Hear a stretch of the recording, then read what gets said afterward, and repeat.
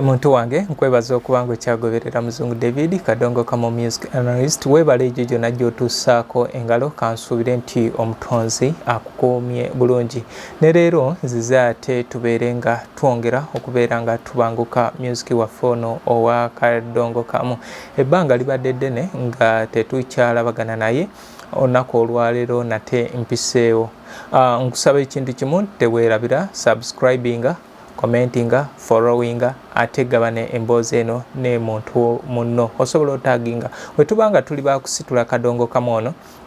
ebyo byebimu ku bintu bye tulina okubanga tukola nsanga ku Facebook, YouTube ne TikTok onkozesa Muzungu David Kadongo kamo music analyst kyona kyoyagala kiteeke mu comment section oba oli awo mu program eddako tugenda kubeera nga tukyogerako onako olwaleero nzize tugenda kubeera nga tutunulya this cassette tapes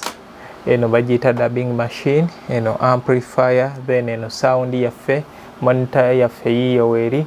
then eno computer yaffe muno muvaamu muziki mwetutereka ebintu byaffe bya Kadongo kamu then zino zentambi za tape ezatunyumira ngedda kati tugenda kutunuulira digitizing okukwata tape eno n'ogijjako oluyimba n'oluteeka mu computer omuntu nabanga asobola okulufunira mu computer form oba mp3 kikolebwa kitya kyetugenda okubeera nga tutunuulira so eno ye computer eno ye tape yaffe obwedda eno gye tuyimbisaamu bino ndowooza mwabiraba naye okusooka kwa byonna nga tetunagenda eyo katusooke tutunuulireko akanyomero kano waliwo oluyimba lw'olunaku oluyimba lw'olunaku lwe tugenda okubanga tusooka tuyitemu ate wetunamala okubeera nga tuyita mu luyimba olwo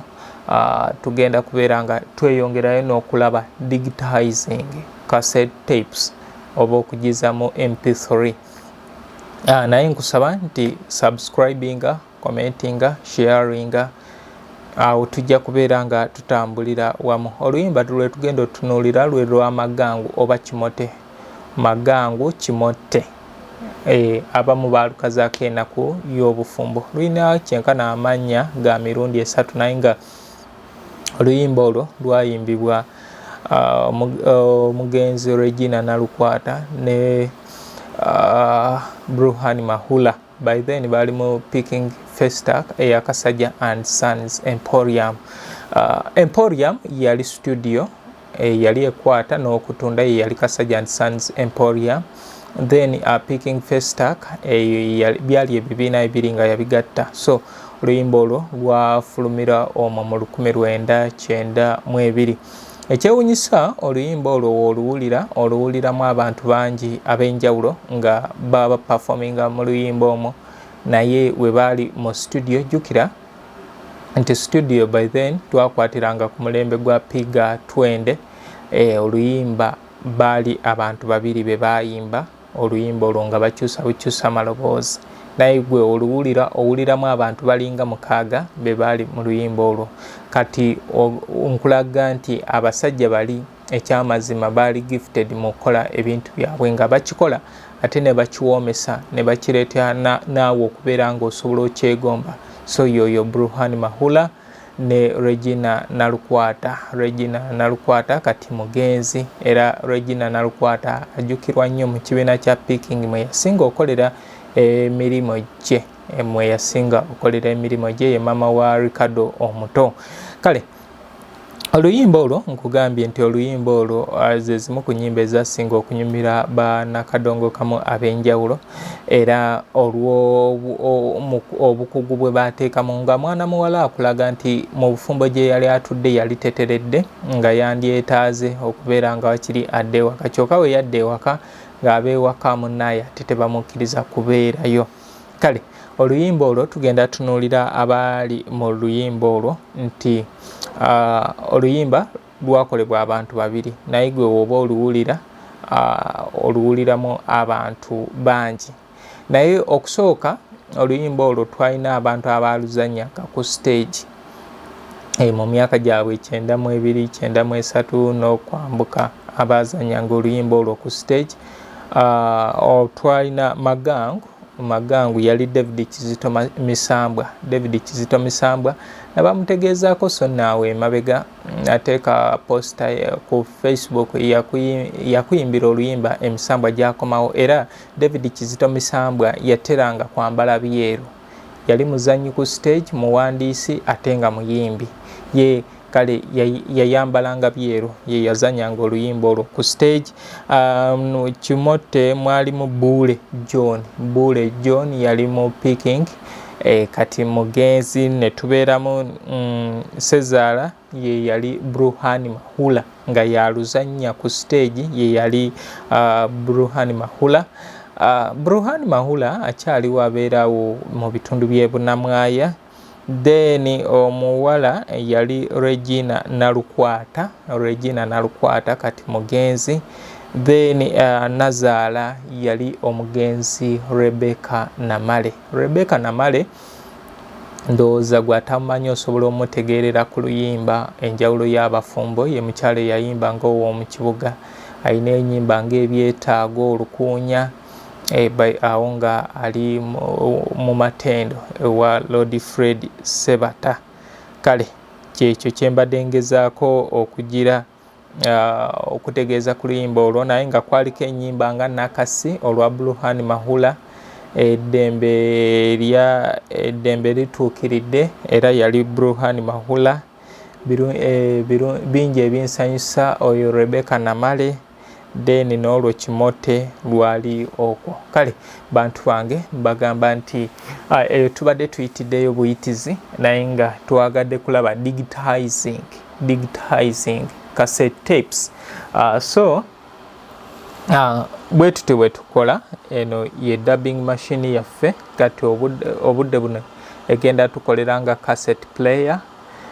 eno ye power ndowooza olaba awo mba njiggyeko wano eba tegira wenjiteekako power on wano waaka then bino ebirala kati okusettinga system eno ndowooza omuntu kyayinza okwagala otegeera naye tugenda tunulira wantu wamu wali ewa music naye nkugambye subscribinga commentinga tagginga muno singa tuba tutaddeyo programu endala obeere ng'osobola ogifuna. So eno etepu yaffe erimu yeeno ndowooza eyo tepu yeeno bagiyita tuwe Besigye obululu okuva ewa Franka Nkuubi. Franco Nkuubi ono ajjukirwa nnyo ku luyimba lwe TV temuzimyumyula awo ng'ali ne Abdulmuras naye omukulu oyo oluvannyuma yayingirira politics baatuuka okubeera nga bamujwetekako emisango egyamutwaza n'eruzira eyo nti oba yakabasanya omwana. Oluvannyuma lw'emyaka 7 kyazuulibwa nti bamuwaayiriza era bwe batyo ne bamuta n'atandika okulya obutaala naye ng'emyaka 7 bagyonoonye. So bino bye tulaba mu music nga ayigganyizibwa gavumenti tebisoose ku bano abaliko obudde buno nti abamu baagala okubeera nga beewaganya mu ntebe ey'omukulu. Ebyo byava dda okuviira ddala ku mirembe gy'aba Christopher Sebadduka, Abadani Mugula, Abamatiya Kakumirizi, aba Misera Segamwenge, abona beba victim batochas za government nga batochalinga bazi batochalinga olw'okubeera nti baali boogera ku ebyo bye basobola otegeera obulungi naddala nga bayita mu kitone kyabwe ekya music. So nono mwami Frank Nkuubi y'omu ku abo abaali basafarinzeeko olw'ekintu kino. So teepu yaffe tugiteekamu bwe tutyo wano kano ke kazanyo.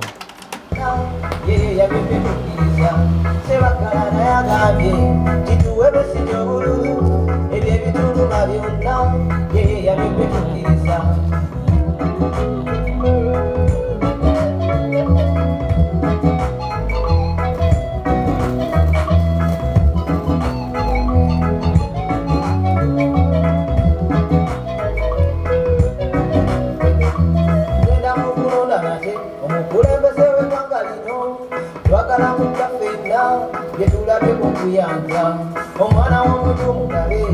afuddeyo amalidde Tuwulidde obuwanguzi tubumukwase anunule ebyateyapikira ebyokulwana twakomuwa wayise tebuyolwawo banafa bakufako kuyanja olwitalo ezitakwawala ekyokukola twakisuddeera anazikiriza entalo mu nsi beesije tukuwo sebagala yatugamba luti sebe ebitulumalabayo newolaba temaliisa owakumuterudeero ekyefuna kita. Okay, kati awo yeyo tepu yaffe bweti bwe yayimba nga kati twagala kulaba oluyimba olwo tusobola dukwata lutya okuludigitizinga tulujje ku tepu tuluze mu kompyuta. So tugenda tunuulira wano tulabe butya kuba gundi yange olumu yekyanga. So tugenda kukozesa programu eno nga bwe bagenda otulaga programu yaffe eno bwetyo. Already wano tugitaddeko twagala ku recordinga. Kati bwe tulina okutunuulira ennyo wano walina okubeera wano we wajja microphone levels, then eno tugita pitch mu buyimbi kwagenda okuyimbira. So tugenda kunyiga wano bwe tuti luno otandika okuyimba olwo tujje wano tunyige start. Kati tudde wano.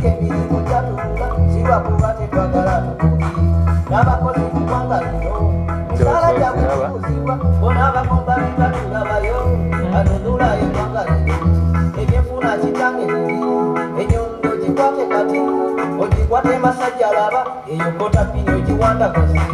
sebagala nayagambye katuwebesijja obululu ebyo ebituluma byonna yeye yabyebetukiriza sebagala nayagambye kituwebesijja obululu ebyo ebituluma byonna yeye yabyebetukiriza.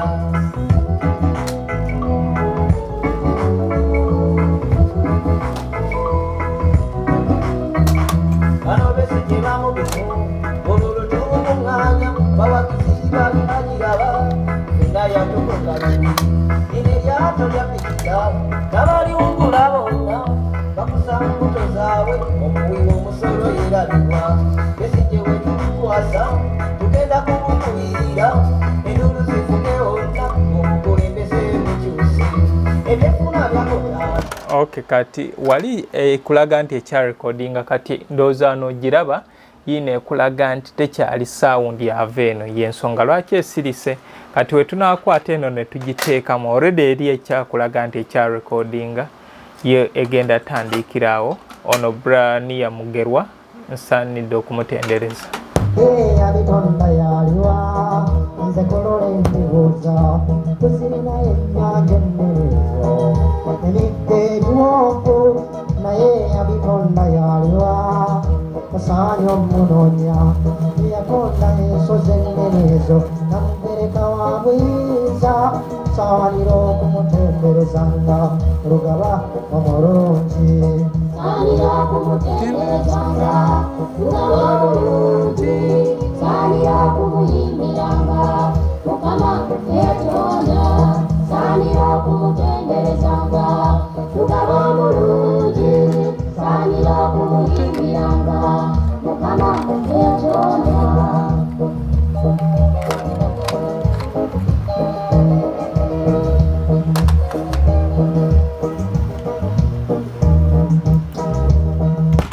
Okay, kati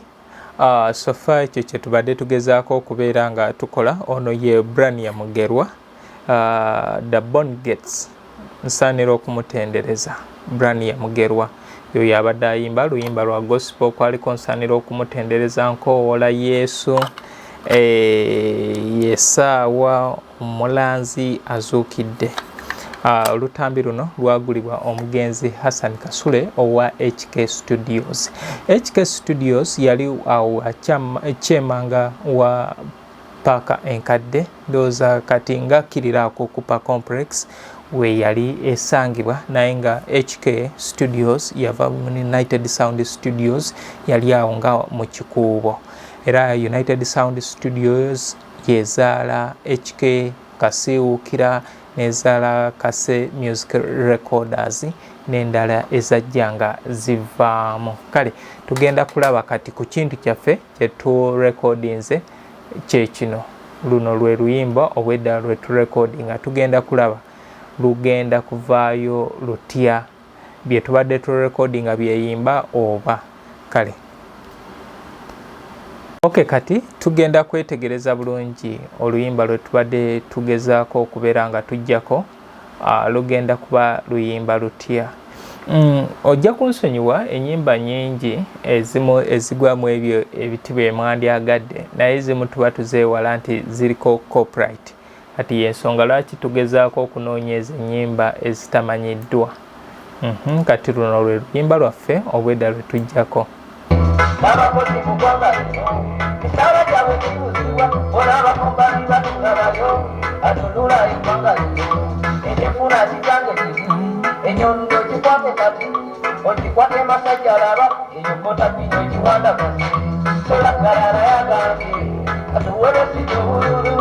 ebyo ebituluma byonna yeye yabyotetukiriza solagalala yagambye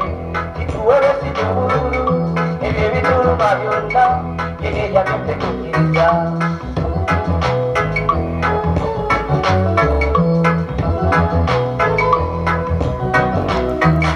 Bano besikiramutumu olulutumu munganga bawakisiga nakiraba endayatukugaluti imiryato lyapikira nabaliwukulabona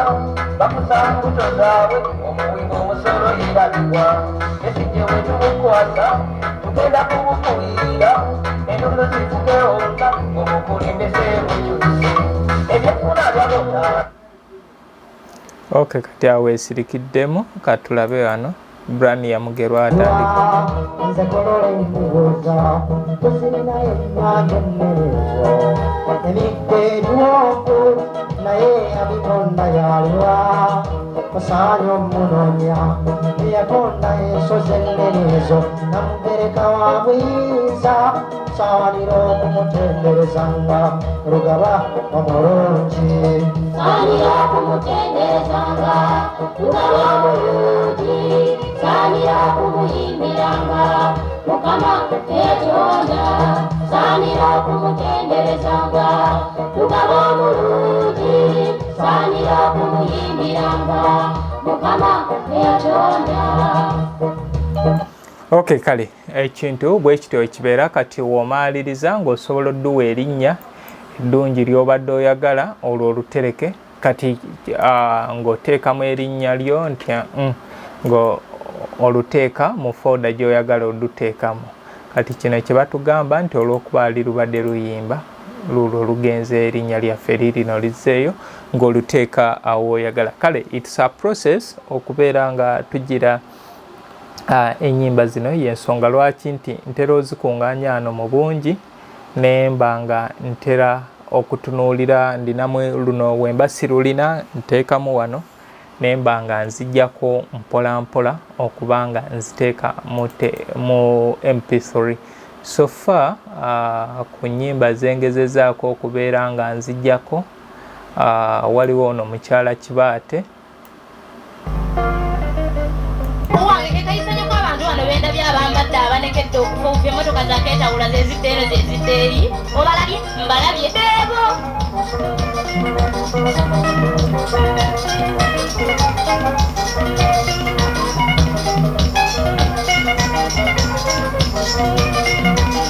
isamwe nga gyogere tugenda ewankambajja nakeerewa nafuna byenda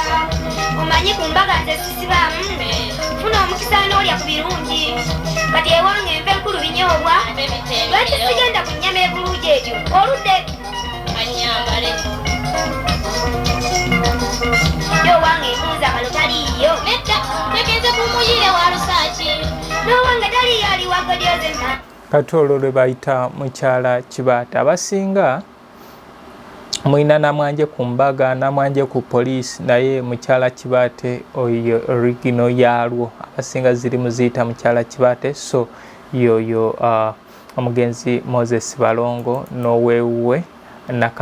kati ezimu era ku ezo ze tugenze nga tuzijjako waliwo zino ozaayanga n'otafiisa Mulindwa Vumbi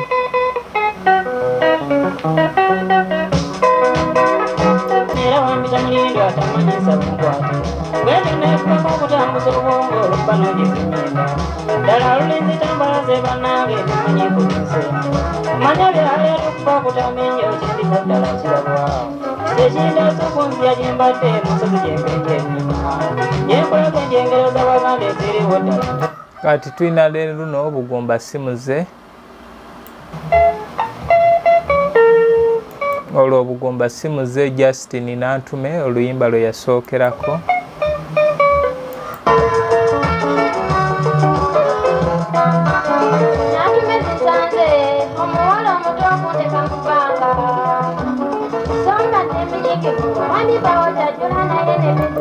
Okay, kale baganda bange, so bwetyo process webeera wetukola digitizing okubeera nga tujja music ku tape okumuza mu MP3 ne tumuteeka muno era ye process yemu gye tugoberera nga tujja music